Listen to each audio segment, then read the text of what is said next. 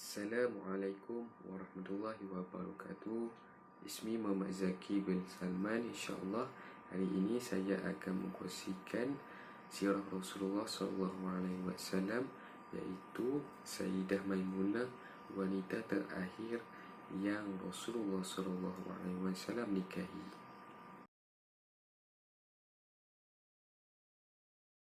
Sayyidah Maimunah nama sebenarnya adalah Barrah binti Al-Harith, dan bapanya yang bernama Al-Harith bin Hazmi, dan ibunya yang bernama Hindun binti Auf.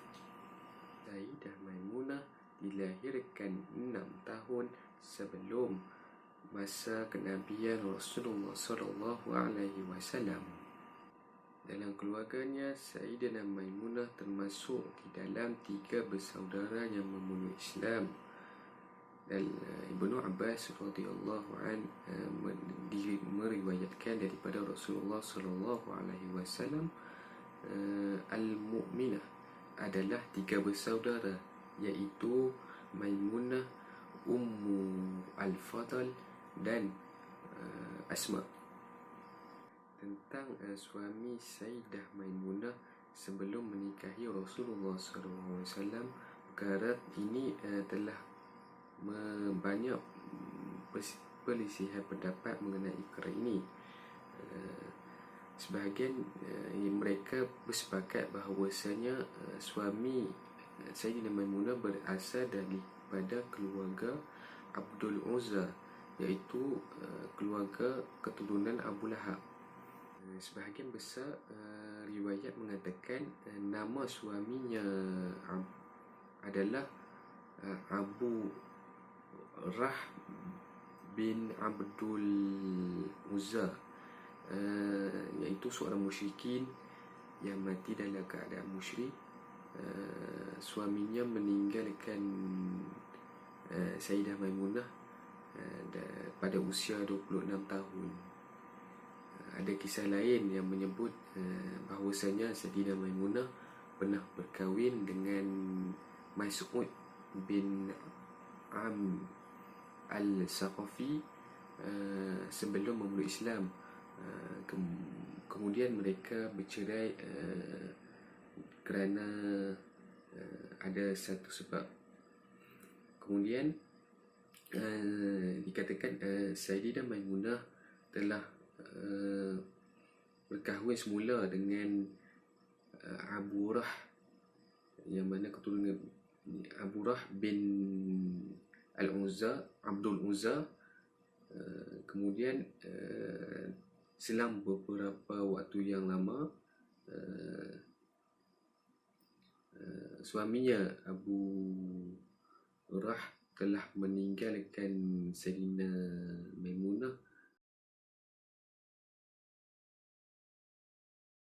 Okey, sebetulnya Sayyidah Maimunah memiliki hubungan yang dekat dengan Nabi Muhammad SAW.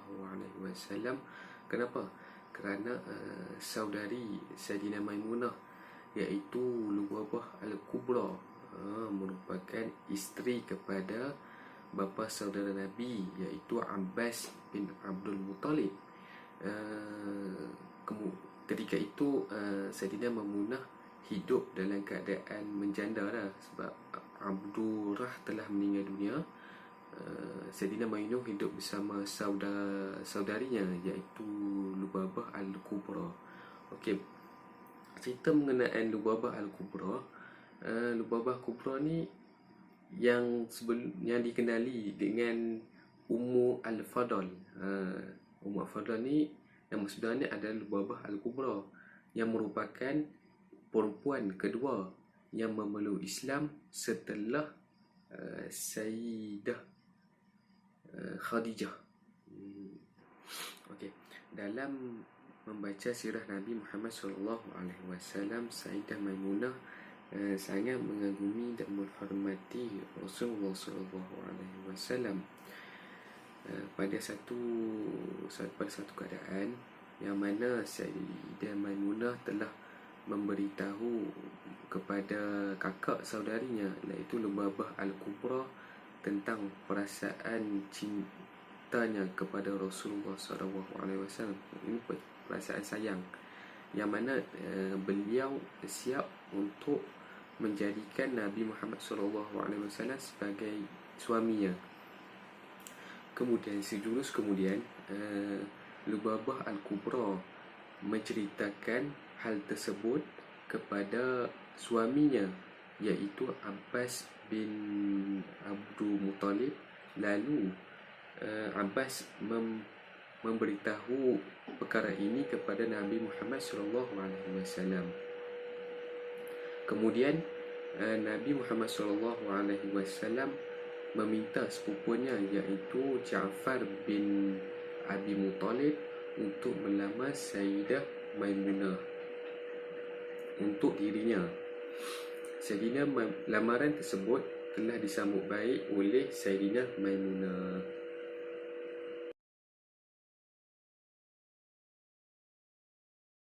Tentang penyerahan Sayyidah Maimunah kepada Nabi Muhammad SAW telah dinyatakan di dalam Al-Quran, dalam surah Al-Ahzab ayat 50.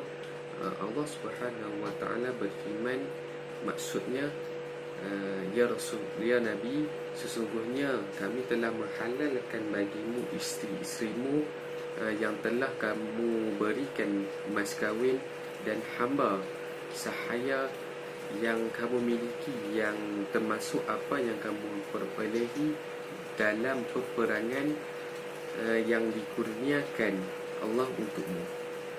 Dan demikian pula anak-anak perempuan dari saudara lelaki bapakmu, anak-anak perempuan dari saudara perempuan bapakmu, anak-anak perempuan dari saudara laki-laki ibumu, dan anak-anak perempuan dari saudara perempuan ibumu yang turut serta bersama hijrah bersama kamu, dan perempuan mukmin yang menyerahkan diri kepada Nabi jika Nabi mahu mengahwininya, sebagai perkhususan bagimu, bukan untuk semua orang mukmin.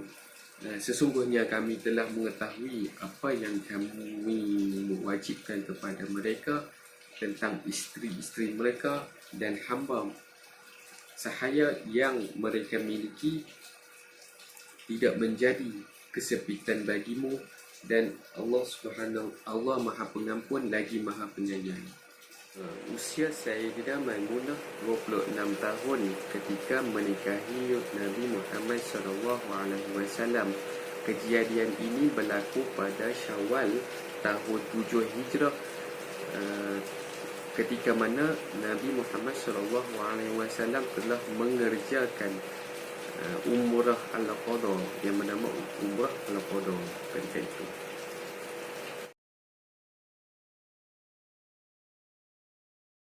Dan Maimunah dikenali dengan taat beragama dan lemah lembut namun tegas dan bijaksana.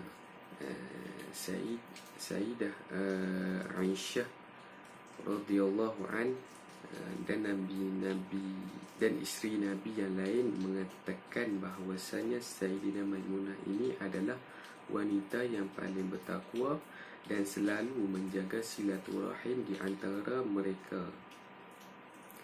Dan pada saat Nabi Muhammad SAW sakit, ataupun sebelum Rasulullah wafat, beliau dirawat di rumah Sayyidah Maimunah. Namun ketika Nabi semakin parah sakitnya, beliau akhirnya dipindahkan ke kamar Sayyidah Aisyah yang ada di samping Masjid Nabawi, sesuai sepakatan semua isteri Nabi, dan Sayyidah Maimunah redha akan hal tersebut. Sayyidah Maimunah sangat terkenal akan satu tempat, iaitu Saraf, yang mana tempat itu Sayyidah Maimunah dan Nabi Muhammad SAW melangsungkan bulan madu, sampai-sampai sebelum wafatnya sebelum wafat, Sayyidina Umar pesan agar dimakamkan di sana, iaitu di tempat saraf, di satu tempat yang dinamakan saraf.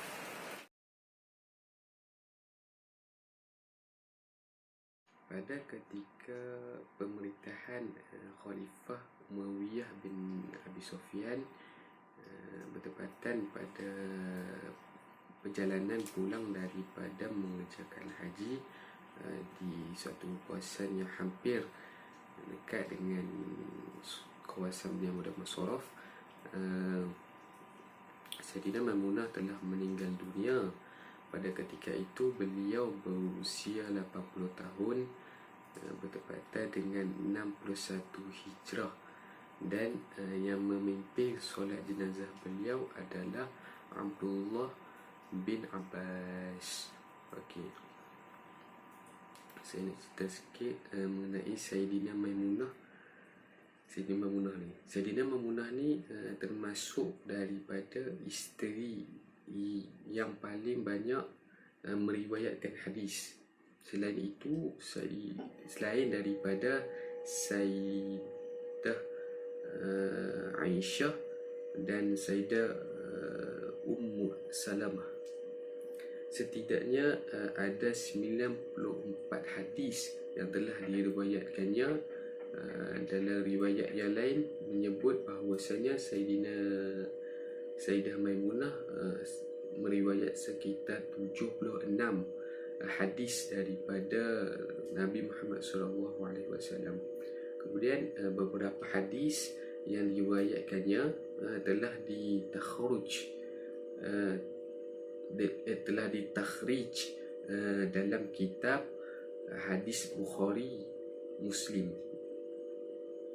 Sekitar 13 hadis, yang mana 7 hadis sama-sama disepakati oleh kedua ulama, ini muttafaq alaih.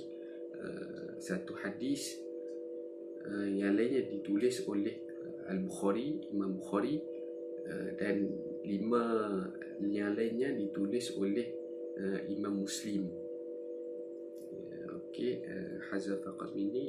Syukran ala istima'ikum. Assalamualaikum warahmatullahi wabarakatuh.